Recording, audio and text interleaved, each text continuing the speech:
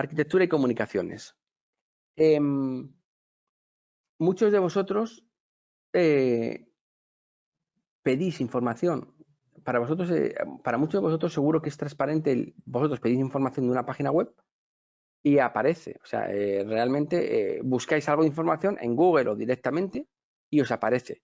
Pero ¿qué hay detrás de eso? Que es necesario conocer para entender un poco más el concepto de digital business. Realmente lo que hay es un cliente, ¿vale? Ya sea una app, una aplicación, una web, lo que sea, ¿vale? Conozcámoslo como navegador o como usuario final, como browser, ¿vale? Que introduce una petición que va a ser una URL, que la URL es el nombre, ¿vale? Es el nombre de la página, que ahora vamos a estar un poco más vamos a ir desgranando esto más en detalle, que eso llega y viaja, que ya nos da igual cómo viaja, que viaja por la red, que llega a un servidor que es el que prepara esa información y nos da la respuesta, ¿vale? Entonces, de aquí ya vemos que estamos hablando de, primero, de que hay, por un lado, un cliente, que clientes hay muchos, que hay web, que hay aplicaciones, que hay híbridas, que son las web app, que hay aplicaciones de escritorio, ¿vale? Pero si nos basamos más en la parte web, que hay un lenguaje que es interpretado, que se llama HTML, y que quien interpreta ese mensaje son los navegadores. Y que la respuesta que a mí me pasan es una foto instantánea de cuando yo hice la petición, ¿vale? Que ese es el concepto, ¿vale? Esto de aquí, ¿qué información sacamos? Información de IP, que no sé si todos vosotros conocéis qué es una IP, pero una IP simplemente es un número, por ejemplo, como el que veis ahí, esa es una IP versión 4. ¿Qué quiere decir versión 4? Escucharéis conceptos de IPv4 o IPv6.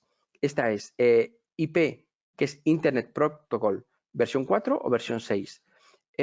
Son pares de cuatro números que van hasta 255, desde 0 hasta 255, y que lo que indican son números de identificación únicos, ¿vale? Únicos de direcciones de un servidor o de varios.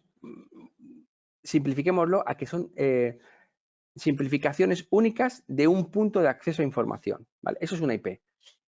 Ahora se empieza a hablar de IPv6, la versión 6, es porque esta, como os he dicho, son pares de son cuatro pares de números y se han acabado. Ya no hay más IPs V4 en el mundo, se han acabado con tanta explosión de datos y se ha necesitado redefinir el protocolo a V6, que tiene muchas más, trillones, ¿vale? Mira, por aquí tengo el dato. De la versión 4 había 4.300 millones de IPs y se han agotado, ¿vale? Entonces, ahora mismo con la versión 6 se extiende a 340 sextillones, que no sabría deciros, pero son muchísimos millones. Que se espera que, bueno, que el crecimiento, las necesidades con esta IPv6 llegue pues para muchísimos años.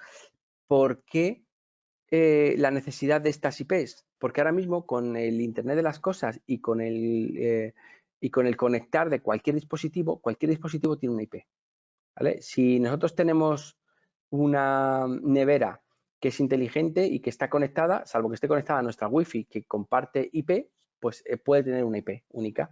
Pero si nosotros tenemos un módem de datos que está conectado en una farola, porque a la farola va adherida una cámara que tiene que hacer para tráfico ciertas cosas, pues eso tiene una IP. Entonces, por eso un poco la necesidad de ampliar, porque se acabaron. Pero bueno, por no desenfocarnos. IP, pensad que es un número de identificación único de una fuente final de datos, ¿vale? ¿Qué hay detrás de estas IPs? Detrás de estas IPs hay el concepto dominio. Dominio es el nombre fácil que nosotros le damos a estas IPs, porque nadie bueno, pues recordaría que es ¿dónde tengo que ir para acudir a Spain Business School? No, tienes que ir a 213.172.39.10. Joder, es complicado. Igual que, bueno, pues que igual no nos acordamos de muchos teléfonos, ¿no? De todas las personas, de la agenda que tengamos. Bueno, pues lo que hay aquí es una nomenclatura más familiar, que eso es el nombre del dominio, ¿vale? Que sería spainbs.com. Ese es el dominio, ¿vale? Lo que hay,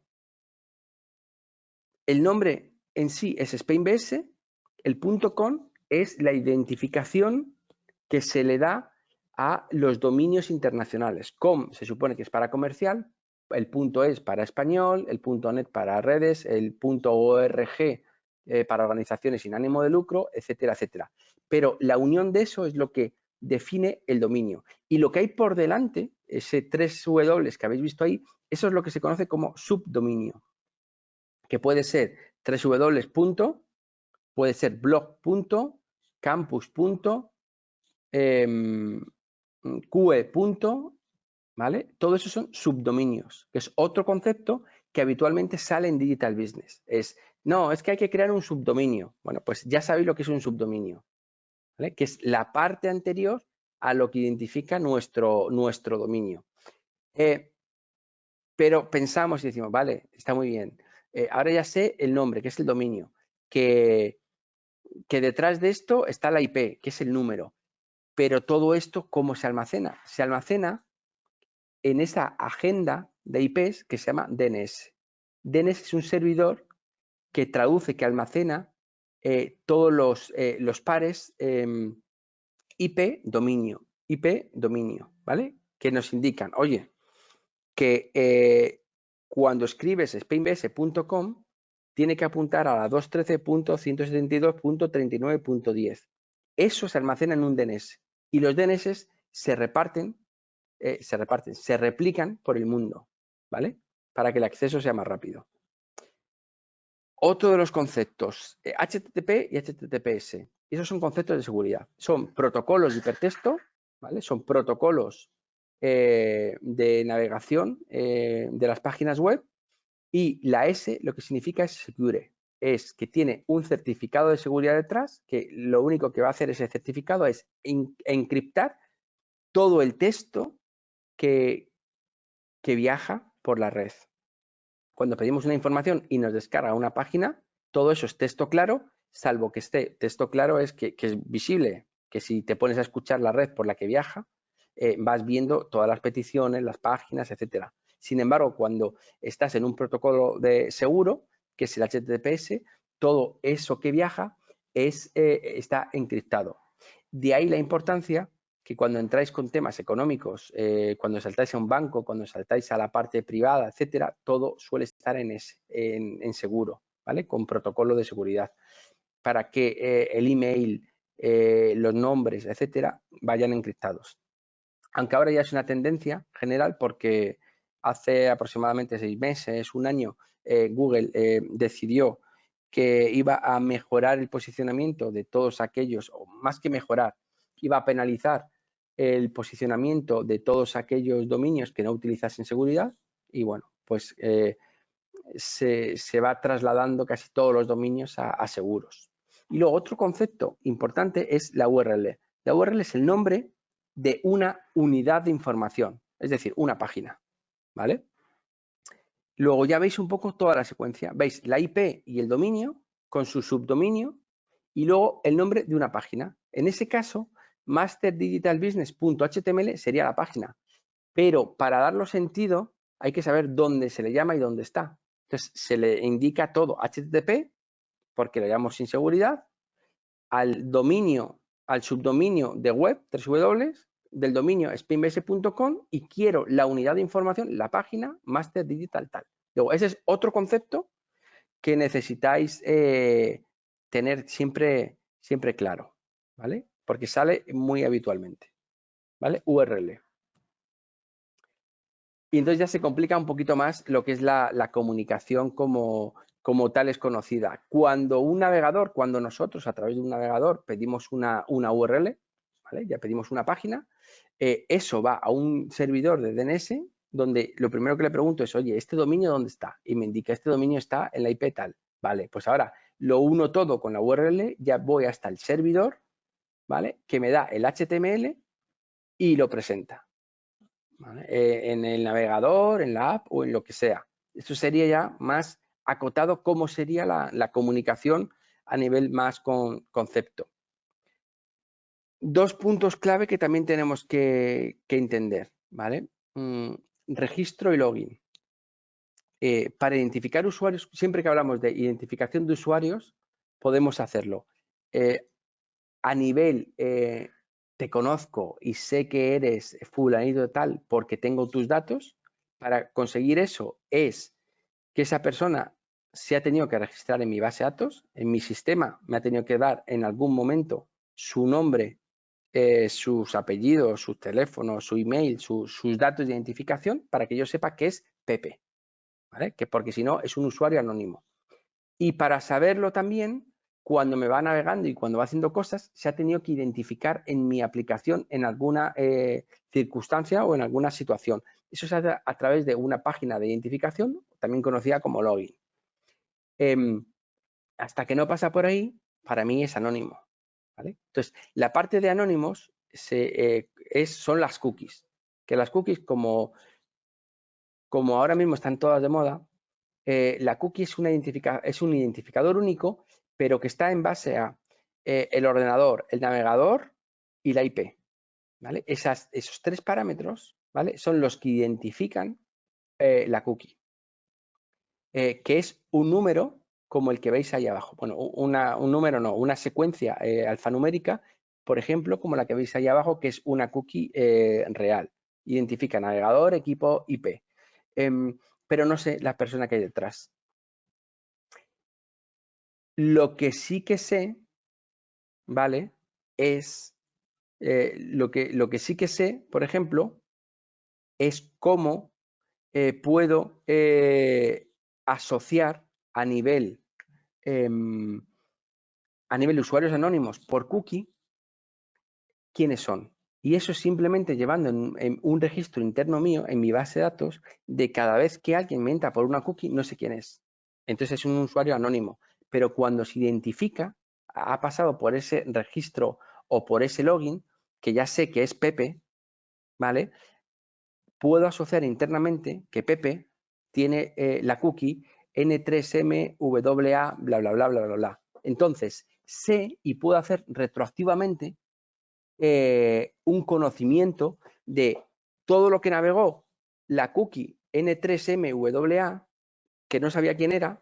Ahora, como se identificó en algún momento dado, sí sé quién es. Entonces sé que Pepe me visitó y me hizo todo esto, por ejemplo, ¿vale? Y ahora la cookie está muy de moda. Bueno, primero a nivel legal, porque la Unión Europea ha emprendido una batalla por los identificadores únicos o en contra de los identificadores únicos de usuario, que intenta que, bueno, que la gente tenga su privacidad, culmine su privacidad lo máximo posible y en base a ello, pues que intente siempre el tener el poder de sus datos. Para lo cual exige a todas las empresas que tienen una página web que identifiquen que utilizas cookies, que le estás almacenando información y que el usuario sea el que acepte. Y si no acepta, pues que no guardes nada o que no le des el servicio, ¿vale? Que eso es el típico aviso que ahora veis en muchas páginas, es el aviso de la cookie. Te avisamos que por navegar por nuestra página web estás aceptando la instalación de cookies, porque hay cookies de mucho estilo. Hay cookies que son propias, que son que son nuestras, ¿vale? Propias, que son conocidas como información de first party, ¿vale? Primera parte, pero luego las tenemos de terceros, como puede ser cuando cada vez que instalamos un píxel de Google Analytics funciona exactamente igual. Lo que nos está metiendo es la cookie de Google Analytics. Entonces, eso hay que indicarlo, que por temas de navegación, estadísticas o lo que sea, estamos instalando la cookie de Google Analytics. Y el segundo punto por el que está de moda ahora mismo también el tema de la cookie es porque se está hablando y hay proyectos de intentar minimizar la vigencia de una cookie. Las cookies siempre se han definido que pueden tener una vida útil desde minutos o segundos hasta 2 años. Entonces, generalmente casi toda la gente pues lo define a 2 años y así si tú no borras cookies o no utilizas otro navegador, o etcétera, pues me permite a mí saber quién eres e ir obteniendo información de quién eres, qué navegas, qué haces, etcétera. ¿Vale? Pero ahora está de moda el intentar limitar eso. El primero fue Safari, indicando que sus cookies en Safari van a tener vigencia de un día. ¿Vale? Y a nivel de Unión Europea también hay proyectos en los que se quiere buscar la extensión de ese tipo de vigencia solo para un día, lo cual cuando coja vigencia pues será un problema. Será un problema porque va a hacer daño a ciertos sectores que se basan en el conocimiento del usuario, por ejemplo, publicidad programática, publicidad contextual, conocimiento de navegación del usuario para promociones, etcétera, etcétera. Entonces, hay que pensar y ya los técnicos están pensando cómo se puede evitar. Si la cookie solo me funciona un día, ¿cómo puedo saber yo que el usuario es más o menos el mismo? Bueno, pues empiezan a buscar formas y dicen, bueno, pues, ¿y si me guardo el user agent, que es el identificador único del navegador con el que entra, con la IP que entra? Aunque hay IPs dinámicas e IPs fijas. Dinámicas, o sea, las fijas solo se dan cuando se contratan o se compran. Entonces, si tú hablas con tu operador, con tu telefónica de turno, y contratas una IP fija, a ti te dan un número que es para ti, solo para ti. Por ejemplo, en el caso de Spain Business School, ese número es de Spain Business School. Bueno, de la tecnológica de Spain Business School. Y es para él, no cambia. Pero si no, lo que te hacen es que en los routers que te dan de navegación, automáticamente de vez en cuando te la van cambiando. ¿Vale? Eso son dinámicas. Pero aún así se mantienen bastante tiempo. ¿Vale? Entonces, lo que se está pensando ahora mismo a nivel desarrollos tecnológicos es decir, eso es, ¿cómo puedo identificar, por ejemplo, en Safari, que un usuario que me visita hoy y me visita mañana son 2 usuarios? Luego, primero, que a nivel analítico ya me está destrozando mis datos. Y segundo, que no estoy pudiendo almacenar la información de ese usuario sobre sus preferencias para poder luego atacarle a nivel promoción o lo que fuese, ¿vale? Y lo que se está empezando a hablar es decir, bueno, ¿y si almaceno el nombre único de navegador? Si almaceno el nombre del equipo, si almaceno la IP, por ejemplo, o sea, si almaceno ciertas cosas que más o menos, no a un 100% seguro, pero más o menos me pueden dar con una probabilidad de un X% la identificación de una persona única. Pues bueno, pues entonces en ese caso es cuando habrá que adaptar los desarrollos y decir, las personas que cumplan con este patrón de que con esta métrica, esta métrica, esta métrica, esta métrica se mantiene en el tiempo, yo sé que esa, como se me identificó en un momento dado por la persona Pepe, sé que es Pepe y empiezo a identificarlo de esa manera, ¿vale? Entonces, es otro de los puntos que tenéis que conocer y saber y incide mucho a nivel legal. Temas de cookie, que es un identificador, pero no sé qué persona hay detrás, pero es necesario que conozca concepto cookie y que sepa que tengo que guardar las cookies porque me dan información para mi negocio digital, y que si quiero identificar a las personas tengo que tener un registro y una pantalla de identificación o login, y que de vez en cuando tengo que hacer que el usuario se logue para poder identificar y unir esa parte de anónima de cookie con persona conocida a través del login, ¿vale? Tengo una pregunta aquí de José Ignacio. La identificación de riesgos para el proyecto. ¿Se identifican en el transcurso del proyecto para definir cómo mitigarlos? En la fase inicial, en la fase de requisitos, tú puedes saber ciertos riesgos, ¿vale? Si tú defines, bueno, riesgos, tendríamos que contemplar qué tipo de riesgos, ¿vale? Pero si tú estás hablando, vamos a ir más a, vamos a poner un ejemplo con datos de carácter de tipo personal. Si tú estás haciendo una aplicación que utiliza datos de carácter personal, eso tiene unos riesgos que tienen que estar almacenados en una base de datos securizada de una forma.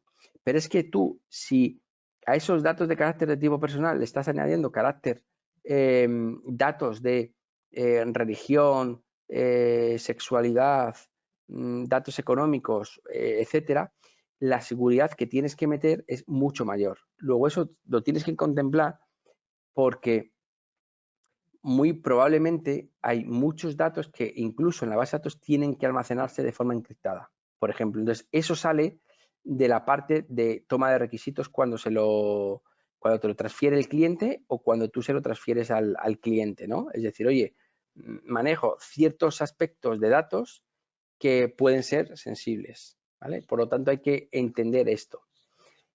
Otro ejemplo, si tú vas a hacer una aplicación que tiene cierta rivalidad con, bueno, pues con el mercado o tienes competidores, indudablemente van a intentar pues buscarte un poco las zonas oscuras, ¿vale? De tu aplicación por si pueden saltarla, hackearla, etcétera, etcétera. Pues esos son todos los puntos que tendrás que decir e indicar, bueno, oye, que hay que contemplar que en la parte del desarrollo, primero que hay que hacer un desarrollo que esté seguro y segundo, que cuando se acabe el desarrollo, antes de poner la producción, hay que pasar una auditoría de seguridad, por ejemplo, ¿vale? Y luego, eso es cuanto más así, más de primer nivel a nivel de riesgos. Indudablemente luego la gente más técnica puede identificar otros riesgos que ya salen más en las partes de análisis funcionales o análisis técnicos o incluso arquitecturas, ¿vale? El montar una arquitectura u otra, como veremos un poco más